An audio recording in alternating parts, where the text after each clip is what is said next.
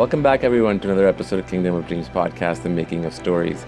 Today, my guest is again Stephen Rosenbaum. I had him a few weeks ago to speak about James Cameron Abyss.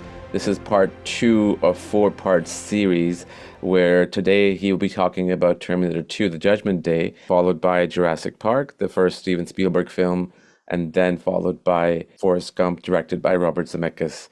Some great insights in this episode, things that I didn't know about. But without further ado, here's my conversation with Stephen Rosenbaum, VFX artist for James Cameron, T2, Terminator, The Judgment Day. That jump from The Abyss to Terminator 2, we used to call it Liquid Man. I remember in high school, and Liquid Man is here, like from T2, it's called T-1000. Tell me that leap from that to Terminator 2 was that idea, like, how did that happen? Did you come on board right in pre-production because of your work in The Abyss? Just run through the story on me. Yeah, literally, Jim, on the backside of The Abyss, he said, okay, he called us up and just said, I want to now go into T2. And we talked about the scope of the project and what, his expectations would be for the T-1000, and that it all had to be computer generated. And again, for context, the pseudopod, we had done 90 seconds of creature animation, and now we were talking about, a principal character in his movie running from beginning to end, with hundreds and hundreds of shots. So we literally, I remember sitting in a conference room and we were talking about it internally and saying, okay, well, we're going to have to triple in size. And by the way, nobody here has any idea how to do liquid metal. So let's just, put our heads together and go for it. And, there was a lot of fear, but that didn't stop us. Again, we have some really smart guys, and we hired even smarter people to come in. Those were the days. If you wanted to name drop, we brought in like Joe Letteri, who now runs Weta Digital. He's been running them for 20 years now. We had people like Scott Anderson, who was he's Academy Award winner. He's done a lot of big shows, but he really helped with our shader development. Mark DePay, and then we brought in so we had Steve Williams in there, but some software developers who really helped with a process that we ended up calling Make Sticky, which was basically a 3D morph technique. If you remember, doing the facial animation was a cheat. It was a 2-dimensional image, essentially a depth map that we were animating, or smearing essentially. But we needed to do something truly 3D with that. And so we had some tools that would allow us to essentially like move the T-1000 through some jail bars and warp through a hole and, deform into all these different shapes and so forth. So that was, largely animated and then simulated on top of that. But it was just a collective effort of big brains coming together and trying to figure it out. But Jim was incredibly patient with us, but insistent that he get the image that he wanted. So we were very enthusiastic to keep trying, and eventually I think we hit it. That movie, I would have to say, like, of all the movies I've done, it still holds up relatively well. Which is surprising. I go back and look at some of my other movies, even from 10 years ago, and I go, ooh, it's not quite there. Yeah.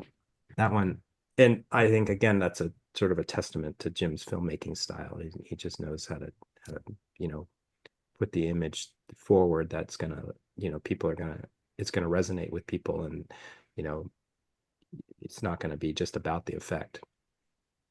Yeah. No, it's true. And Terminator, so everything with T-1000, you and your team was behind it, correct? Yeah. Yeah, So that's a lot of work. Yeah, it was. I mean, in the grand scheme of what we do these days, it's a small show. Yeah. But back in those days, it was just this largely impossible, undertaking. But again, I think with the leadership we had internally, George Joblove and Doug Kay, again, our fearless leaders, they just said, okay, we're going to just hire really smart people, um, and make it happen. And they did. It was those were the days when, it was huge amount of camaraderie and just very, everybody supporting one another. And also interestingly, we weren't really sort of pigeonholed into specific tasks, although, we did have animators, but for the most part, the TDs, the technical directors, you did pretty much everything. You did your own scene layout, you did your own lighting, you did your own um, compositing. So you sort of had a comprehensive skill sets. You weren't just handing it to, you're doing one small section of it and then handing it off to somebody. So I think that made a difference in terms of people taking ownership of the work, and the quality really showed. Right. So let me talk about then three scenes that I want, if you can break them down however way you want them, and if memory's there for that. The three scenes that stand out for me to this day, I mean, there's amazing stuff throughout the film, but the hospital scene, right, when the T-1000 comes out of the floor, like Yeah. that, and then obviously running into the elevator, then the helicopter scene where the transition or the morphing or the movement happens towards the Pours end. himself into the Yeah, helicopter. yeah, Yeah. yeah. Yeah. And then obviously the ever popular, hasta la vista baby scene, like where he rips apart and the liquid starts coming together again. Yeah. Whichever order you want, if you can just talk about them a little bit about each of them, that'd be super cool. Yeah, the hospital scene was interesting. That was a good example of make sticky and what we basically projection mapping, where we could take a plate and photographs real world elements and essentially project it onto a 3D image, a 3D element rather. Um, you know, I think people are familiar with it. If you come along too far along the side on perspective, it falls apart. But as a 2D image, you could warp it essentially around a 3D surface, and it would hold up to some extent. So um, that was, again, largely done by initially animation and then complemented with a simulated um, uh, component to the deformation action. So basically getting keyframe poses into the action and then simulating through those poses. And then projecting essentially I think if I recall, it was like I forget the term for it, but it's the black and white tiles. There's a term for it, like a parquet term. Okay. I forget. Okay. Anyway, yeah, just getting that image and then projecting it onto the 3D element and looking like he's emerging from the floor. Um, if I recall, it was one of the early female TDs we had, Liza Keith, who has since passed away, sadly, but she was one of the early, we very few women in the industry in those days, and she was one of the TDs who just knocked that shot out of the park. I mean, she did a really good job with that. And then in the helicopter scene, I believe that was done by Jay Riddle, and again animated, I believe, by Steve Williams, pouring the T-1000 pouring in it. So he's creating keyframe poses, and again that from A to B to C to D and so forth, and then that's created and simulating between the different poses. Um, and back in those days, the simulations were very rudimentary. They were not true physical sims. Uh, they were more that's the term, sort of transitional Okay. image simulations. Basically going from different poses, and then you had some nominal amount of control over those the how fast and how much it deforms, but not beyond that. And then we had to deal in that particular shot. It was very complicated because it involved glass and so forth, and the compositing was pretty tricky. But by the time we got to Terminator 2, we had established our ability to do our own compositing. And so we took that upon ourselves. We had a group of developers creating simple composite tools for us. A lot of it was still command line, but there was some UI to it. I'm sorry about the phone. Do you want to pause for a second? Are you okay? Sure. Uh, Yeah, go ahead. um, yeah, I'm one of those people that still has an old landline. I don't know Oh, you why. do? I don't know why we have it because the only people that call are telemarketers. That's okay. It's all So good. we It's don't all good. bother. I should turn that off. Sorry. Anyway, we the ability to composite, obviously to iterate gave us a lot more control. So in that shot in particular, there was a lot of back and forth where it was okay, this is working, let's composite that, let's look at it and reevaluate and then adjust. So there was a good fluid workflow between the animation, the TD, lighting, and compositing teams. And often, like I said, the TD was also the compositor. So that was made things really efficient. Um, and then what was the last one? It was The T-1000, Hasta la vista, that's baby. that was to Yeah. be, yeah, yeah. Yeah, that that was a custom simulation that took ages to do. I'm And sure. um basically breaking apart, how to break apart geometry in a fluid like simulation. Um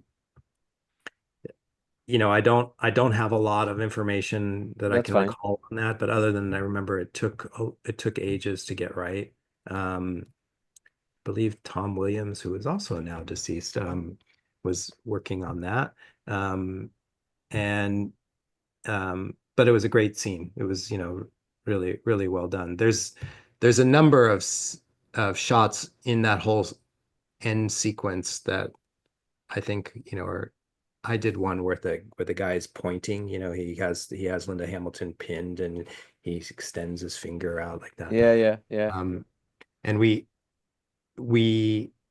had these reflection maps with all, when you're doing any kind of reflective element, you had to capture the environment. So we had photographs of that particular environment that Linda was filmed in, and we couldn't get that to work right, and it just didn't look right. So I ended up taking um, I had an image of my family that I used as one side, and it actually gave us the right look of that.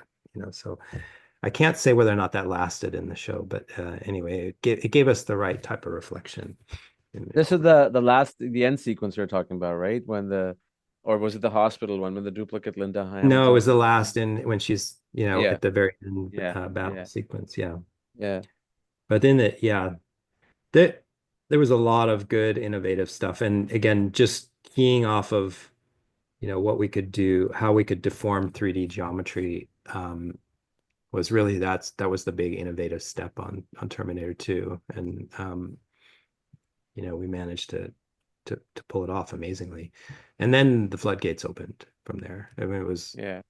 from there it was we had Steven Spielberg calling, and we had Bob Zemeckis, asking us to do stuff, and um, we did we we I think we tripled in size again, and computer graphics started to take root. It was kind of sad in a way because the traditional means of doing visual effects, the ILM, had made its name obviously on the Star Wars movies and Indiana Joneses and so forth, and you had this wealth of talent. Um, but there was a time there where our leadership, I think it was Ed Jones actually, who made the decision, let's try to cross-train people. You have us young bucks who are, skilled at using the box and, technically savvy, but just naive to the craft. And then you had these people in the other building doing traditional effects for, 20, 30 years at that point. and doing it, had essentially masters of the craft come over, and it was an incredible symbiosis of talent where we could change. I certainly benefited from it. You had teaching them how to use the box, and they were teaching you the craft and the art of filmmaking. So that was a nice thing. So on the backside of T2, that's kind of what happened. Internally, which was a nice thing for ILM.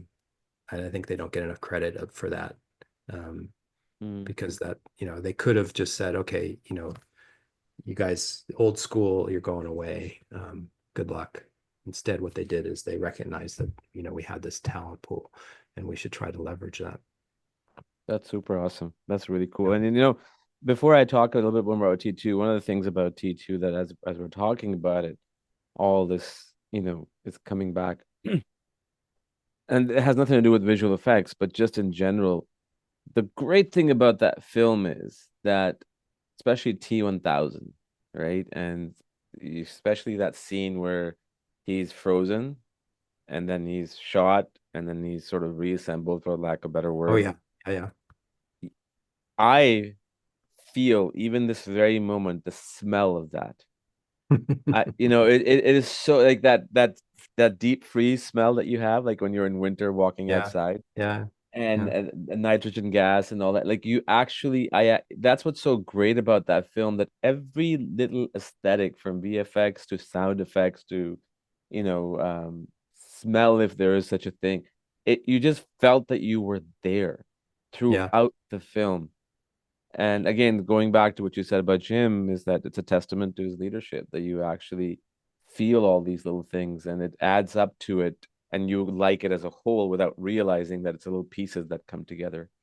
Yeah, and to that extent, he's very skilled at grounding everything as something physically real. And that I think that's why you relate to it. You can, quote unquote, smell it. Even, the liquid metal thing. If anybody's ever seen like mercury, Mm-hmm. if you look online, you can see these, mercury pooling together. It's basically that was our reference for the T-1000, right? That you just have pools of mercury, and when they come together, they kind of do this melding that is just, you have a visual of it and you go, okay, yeah, I have a target. I know what to hit visually. But even like that shot you're talking about where the T-1000 is shot and blows apart, that's, classic liquid nitrogen. I don't know if you've ever seen, a bullet, that there's a classic shot of a bullet piercing an apple that's been frozen in liquid Yep. nitrogen. It just Yep. shatters into tiny little pieces. That was again our physical real world reference that Jim, said this is what I want it to look like, and so it becomes relatable. You kind of subconsciously understand, the effect, and it's not just something outlandish that you can't. There's no Yeah. tangential understanding. Yeah. Yeah. No, that makes sense. So specifically for you and T2, like besides the one that you talked about, were there any particular shots that you had to spend a lot of time on yourself or your team, that you feel proud about, or any funny anecdote or story like you shared from the Abyss we spoke about? Yeah, there were I think the getting, the for the one of the big concerns was getting the T-1000 to move correctly. Mm, That's a testament to Steve Williams. I think we did a lot of reference photography, um, uh, of the real world actor moving around, walking. We put uh, targets on him essentially and how to move, and Steve and the other animators did a lot of testing and studying of that movement. So that was I think a big accomplishment, is to somewhat um, animate. If we use the term rotomate, mm, essentially, because you're just putting a CG character over a real world, and you're trying to reanimate that exact precise human motion. Um, so they did a really good job with that. I think that that was a big step forward for us. But for me personally, the shots I'm most proud of, I did that head through the bars shot. Um, At the there's hospital? yeah, at the hospital. So that took a long time. And that wasn't done entirely by me. So we didn't have an Sure. animator. So I had a plate of the shot, um, and the actor would essentially move through the space. There were no bars there. And then we would shoot another plate with the bars back in place. Okay, so I needed to marry the two, and have him pass through. So I took I took a 3D scan of his head and tracked it essentially to his body motion as he was going through. Um, and In order to get him to look real, we used that again, the projection mapping technique where I essentially rotoed out his face from the first plate, and then projected it onto the 3D version of his Mm, head. Um, and then from there we had the deformation tool that we used, the make sticky deformation tool, which essentially could move through the bars. We had I put 3D bars in that place, and as the 3D head hit the bars, it would just deform around it. And then we would kept building more and more controls over it to get the right kind of timing and the quality of how it folds and contorts around the bars and so forth. The big issue there was the shadows that nobody accounted for. Okay, when we have the first plate, the A plate, which is the actor moving through without the bars, and then we had the B side, which is what we call the clean plate with the bars, the real bars in there. It had lighting on it, but if you think about the head moving through the bars, it's gonna cast a shadow onto the bars.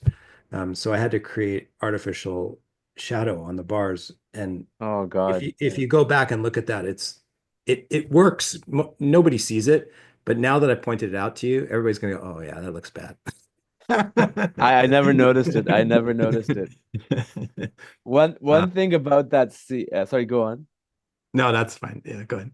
I was just gonna say one thing about that little sequence that I love the most. At the time, as a kid, it didn't make sense to me, but now it makes sense mathematically. It had to be right. Is the fact that the gun doesn't go through, right? Yeah, When he comes out, and the gun obviously it's not going to go through because it's not part of him. yeah, But that little detail right there, it's just so cool to see that, you could have easily made that mistake. Like people, yeah, sometimes movies do make that mistake. So that was really cool to see. yeah. That's a classic Jim Cameron. I want to make sure people understand, what this is about. Yeah, Reinforce it. Yeah, yeah. He's very good at that. cool. And anything else from T2 that sticks out that you worked on?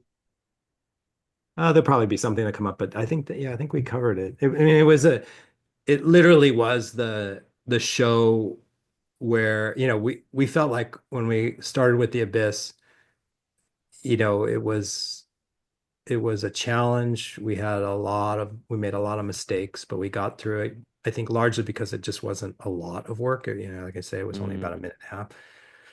When we got through T2, that was the and how supportive the company as at large was of our department and what we were doing. It was we came out of it feeling, just flying, thinking, okay, we can if we put our heads together, we can do anything here. We can and um, I think the big missing variable, and I mentioned this earlier, was how well do we really understand the craft of visual effects, and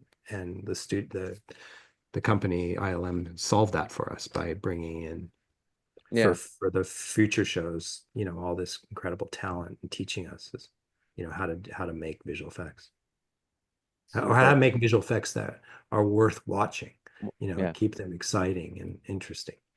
Yeah. yeah, no, makes sense. Do you remember when Terminator 2 came out?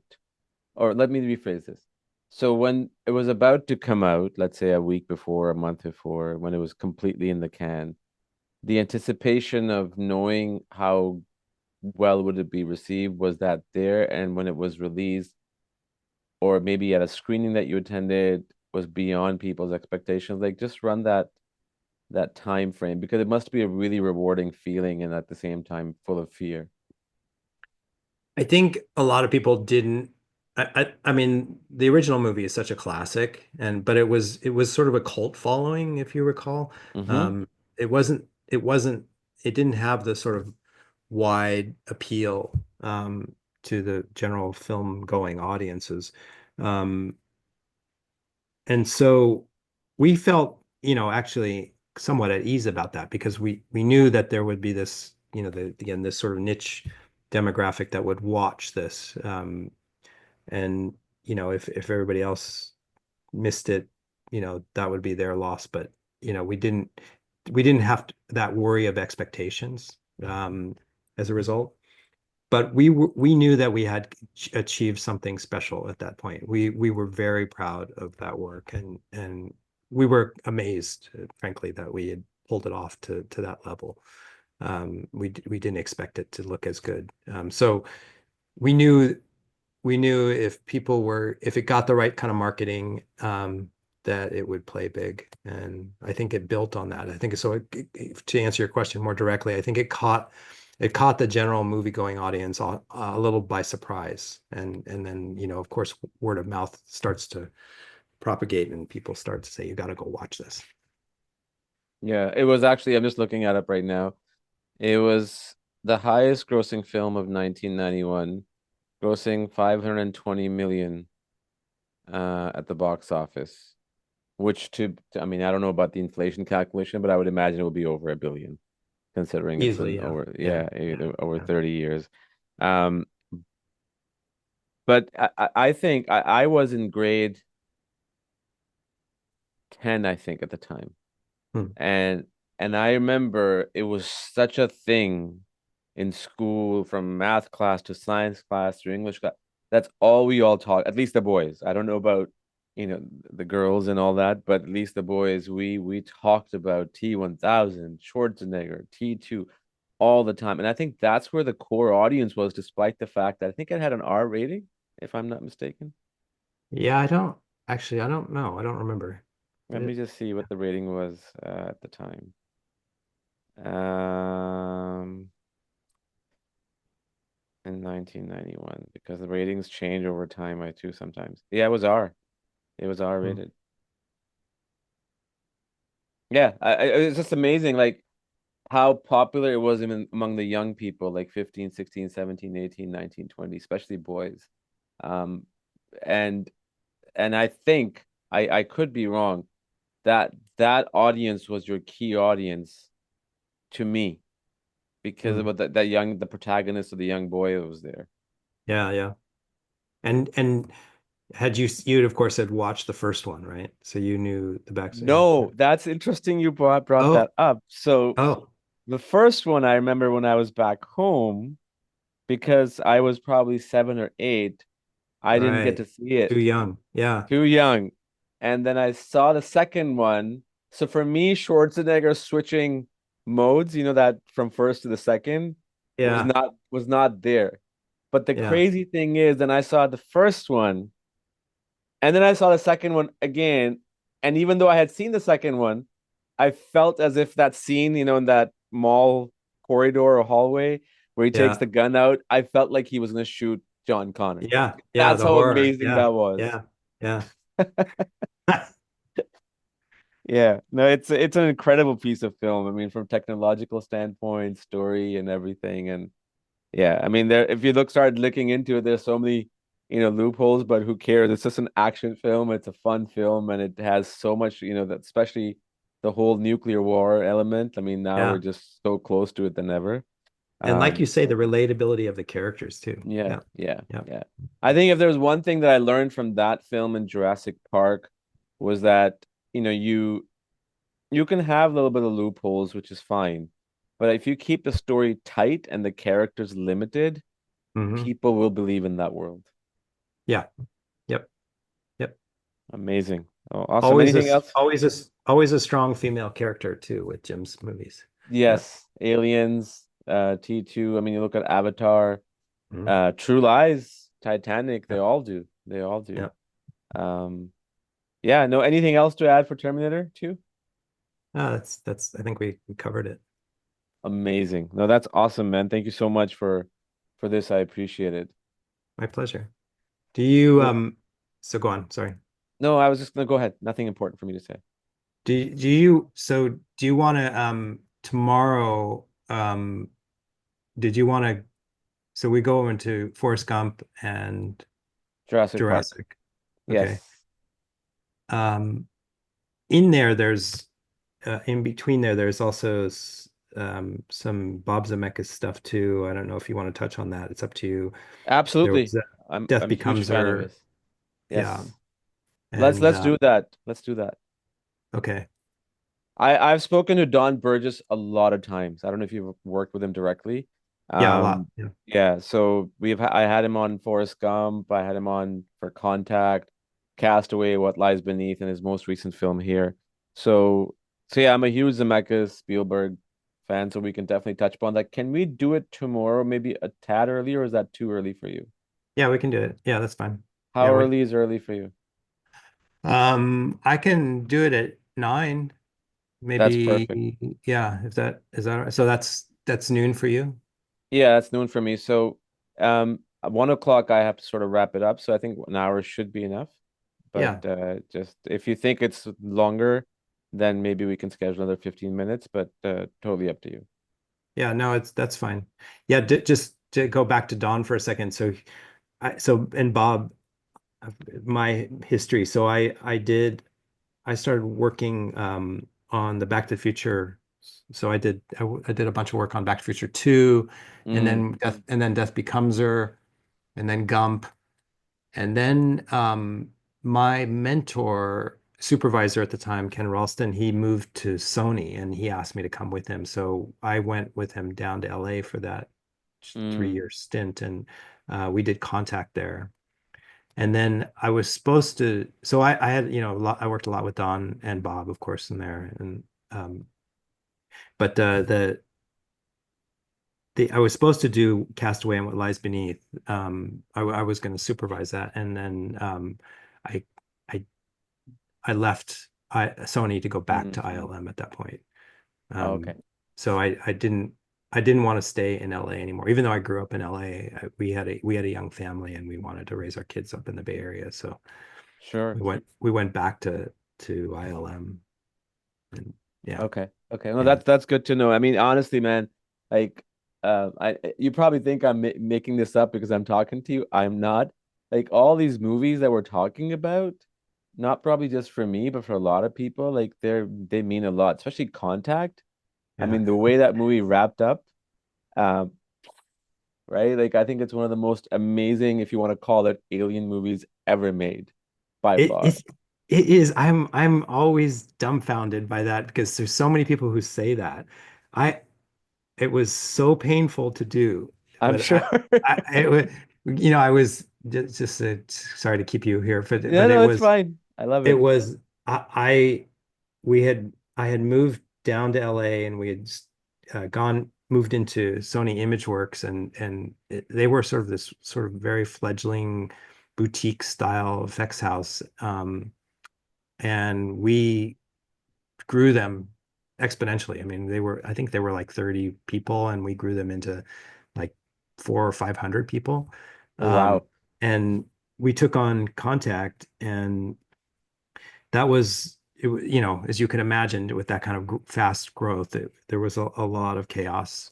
But we did a really good job, I think, in the end. But I think largely that's just Bob's storytelling ability. He was very good with that. But there are some interesting stories there if you ever want to get into it about like the machine. Um, I'm blanking on the author. Who's the original The author of Contact? Carl Sagan, the Carl. pod you're talking about. Yeah. So I don't know if you ever heard this story, but it actually, the day we were going to shoot it, Carl Sagan never liked the idea of the machine, like a physical machine. He had some other Mm. concept which I never understood. Um, but the day we were actually going to shoot it, it caught on fire, and just 2 days before Carl had died. So it Oh was like, woo, wow. was like really weird. Like that's a little too coincidental. We know that Carl didn't like this. He had just died, and then I'm not kidding. 2 days later, the set itself catches on fire. The That's day we were going to shoot it. crazy. Yeah, it was really, really nuts. And it's crazy also the fact that in the film itself, the first launch, the guy, the nut who blows it Yeah, up, blows it up. Yeah, yeah. yeah, Well, yeah. we got There to talk about that too, for sure. one day. Yeah, there's some other Yeah. good stories with Contact that we can talk about. But yeah. Man, Stephen, if I had if you had the time and if you're interested, I am willing to talk about anything and everything you've done. I mean, it's just fascinating, and you're a great storyteller, which is really cool too. And also being able to talk about the films that I love and people love, it just means a lot. I appreciate that. You actually caught me at a good time because I'm there's a project that I'm heading into, but I've been heading into it for the last 3 months. It keeps pushing and pushing and pushing. I actually got word yesterday. It's like, oh, another 2 weeks. So so Yeah, you no, got me. You I have me now, but at some point I'm going to disappear again. Then that's I'll fine. resurface. Yeah. That's fine. Whenever you have time, and I completely understand that frustration. I'm going through something like that too. I'm waiting on a project for the last 4 months, so Oh completely no. understand. Yeah, yeah, yeah. What's it? What's it on? It's actually my own film. Yeah. It's called Whispers in Time. Hmm. It's it deals with a Jewish boy in 1944 and a Palestinian boy in 1972 and how their stories are interconnected that leads them to 2023. Ah, very timely. So yeah, the idea came out of the frustration of me arguing on both sides, trying to Yeah. calm people Yeah. down. Same here. And Yeah. yeah, and now it's for the last 7 months it's a short concept so that we can make a feature.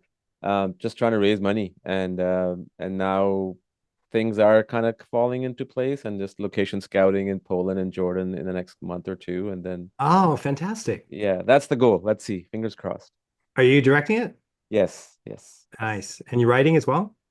I wrote the first draft, but I don't consider myself a screenwriter, so I'm trying to get somebody just to kind of hash out the characters and everything and Yeah. just give them a Yeah. little bit more depth. So Good yeah, move. Good move. yeah, Yeah. yeah. Yeah. There are Awesome. people who are very good at that. Unfortunately, a lot of directors don't realize. Yeah, no, I know, I know. I know that I think if I was doing this 10 years ago, I probably would have thought I know everything. Yeah. But with age, you kind of start realizing that you got to hire the best that are better than you and go with it. Yeah. Yeah. What about you if you were able to talk about it? Anything exciting? It's a sequel to Greyhound, the movie. Oh, with Um, Tom Hanks. yeah. So the last, I did Masters of the Air with Playtone and Apple, Playtone, and yeah. so this is a sequel to it. But we'll we'll see. They're trying to sort things out, and I have a feeling they will. It's just when. So we'll hopefully I can hang on a little longer to do it. I enjoy working with Playtone, and Apple's great. Um, but I also have to pay bills. Yeah, So, yeah, so no, I I know, gotta man. work. I know, I get it. But do you think the fire would have any impact on that? It has. It's definitely that was, just before the holidays, everybody said, oh, okay, we'll regroup in the new year and then we'll move forward. And then of course the fires hit and you're not hearing from anybody. The only people I've heard from are people who have lost homes, and then they're scrambling now to find a place to live with, along with the other thousands of people. So it's tough. I think it'll be a while for them to work Yeah. that out. But that's certainly more important, real Of world course, stuff. of course. No, no, I know, I know. I mean, they're talking about canceling Oscars, but I don't think they've made a decision yet. But it just keeps growing. I'm even on the fence right now, just to go out and just help for 3, 4 days, just random people, people Yeah. I know. But I'm just kind of debating with the smoke, like if that's a smart idea or not. So, yeah, it's Yeah. absolutely what's going on. I think moral support is definitely welcome. Yeah, People, yeah, I know, I know, I know. It's just that I have a family and my wife is like, don't go, and I'm like, no, I gotta go. So you know how that is, right? So yeah, yeah. yeah, It's um, it's it's it's hard. But yeah. Well, I think people will get through it. I think it's going to be many years of recovery though. It's tough. yeah, Yeah. yeah. I think the first goal is obviously to stop everything, and then rebuild because it just keeps you keep seeing in the news it's going to get worse, it's going to get better, and it just flip-flops, right? So fingers crossed. Hey, Awesome. before you go, just so Yes, you sir. know, we got a VES nomination for Masters. So yeah, Good. We'll so talk about that tomorrow. okay. We'll talk about that briefly tomorrow, just so that we We're can happy. recognize We're that. happy that we get some recognition. No, it was a great series, and I am glad that we talked last year and now this, and I yeah, it's awesome. Congratulations. Yeah, we're happy. Thanks.